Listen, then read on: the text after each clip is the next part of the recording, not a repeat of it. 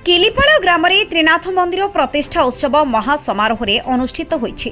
जगतसिंहपुर जिला तिर्तोल ब्लॉक अंतर्गत कन्नीमूल पंचायतर किलिपाळ ग्रामर धोबा पोखरी निकटस्थ यज्ञ पड़ियारे श्री श्री त्रिनाथ देवंकर एक दिनात्मक मंदिर प्राण प्रतिष्ठा उत्सव महासमारोह अनुष्ठित होइछि।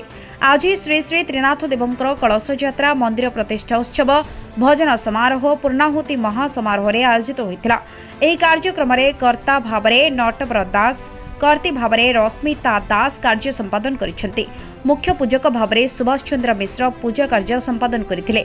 श्री श्री त्रिनाथ मंदिर कमिटी एवं किलिपाळ ग्रामर ग्रामवासी तत्वावधान रे श्री श्री त्रिनाथ देवंकर मंदिर प्राण प्रतिष्ठा कार्यक्रम सुचारू रूप से हेबा सहित समस्त कार्य सठिक भावरे संपादन होइछे।